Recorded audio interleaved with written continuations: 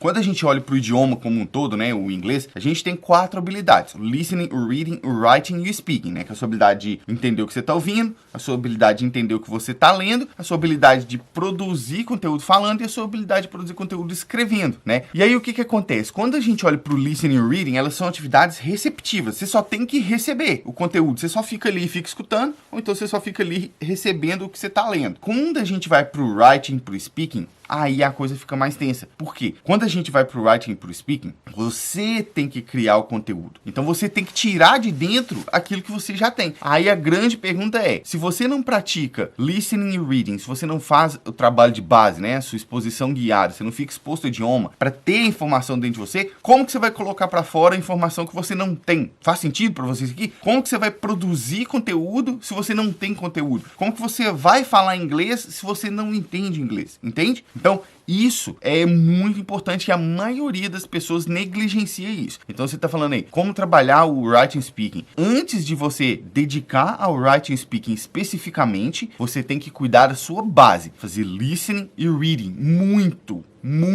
Isso não pode parar. Isso é constância, tá? Tem que ter constância. Reading e listening são a sua base. Aí, quando você já está fazendo a exposição guiada com listening, com reading de forma constante, aí você vai começar a trabalhar o writing e speaking. E eu vou te dizer aqui a melhor maneira de você começar a trabalhar essas duas, tá? Nada de tentar já ficar saindo, se você está começando agora, né? Nada de já tentar ficar saindo para poder fazer o simulado da prova ou ficar praticando as questões da prova, o texto da prova. Não. Você vai começar primeiro a trabalhar essas habilidades com o que eu chamo de writing livre e speaking livre, tá? Olha só, writing livre e o speaking livre. Por quê? Como que você quer, por exemplo, escrever uma redação perfeita se você nem está acostumado a escrever? Provavelmente, se você, como a maioria das pessoas, a última vez que você escreveu uma redação foi há muito tempo. Então, você tem que se acostumar a escrever primeiro e depois você vai entrando na estrutura do teste. Então, você vai praticar o writing livre e o speaking livre, que são duas técnicas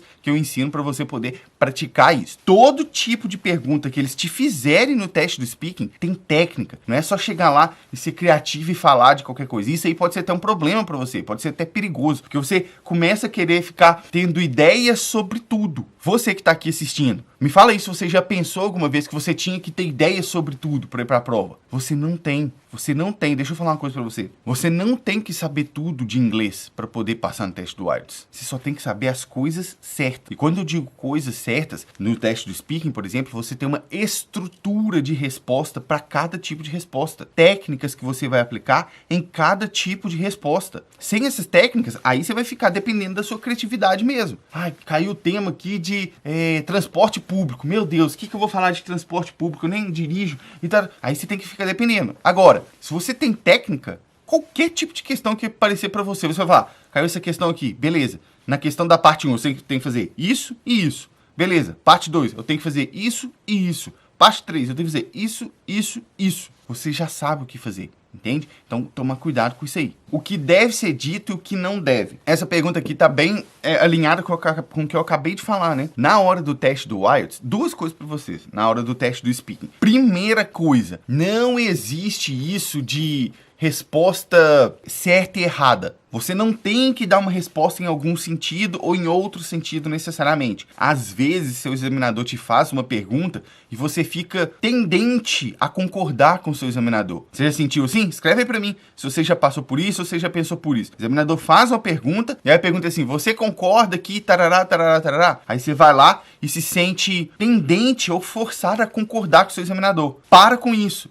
Isso não é estratégia de prova, não. Ah, eu vou concordar, porque aí é mais fácil falar nesse sentido. Para. Você não tem que necessariamente concordar com o seu examinador ou concordar com a pergunta. O que você precisa é saber explicar a sua resposta, tá? Então, a primeira coisa, não existe isso de eu tenho que responder dessa forma ou eu tenho que responder daquela forma. O seu examinador, ele tá pouco se lixando para a qualidade da sua resposta. E quando eu digo qualidade da sua resposta, eu tô querendo dizer, o seu examinador, ele não vai olhar para a sua resposta e falar assim, isso aí que ela falou, eu não concordo não, isso aí tá errado. Ele não vai pensar isso. Seu examinador não está analisando a qualidade do seu argumento. Seu examinador está analisando apenas o nível de inglês que você está usando para falar aquele argumento. Faz sentido para você isso aqui? Então, essa é a primeira coisa. Agora, Em termos de técnica, o que dizer e o que não dizer, aí você tem que aprofundar em cada parte do teste, porque cada parte do teste tem um tipo de pergunta diferente. As perguntas da parte 1 são de um jeito, as perguntas da parte 2 são de outro jeito, e as perguntas da parte 3 são de outro jeito. Se você responder a todas elas da mesma forma, vai dar ruim, entende? Você precisa de técnicas específicas para cada parte da prova.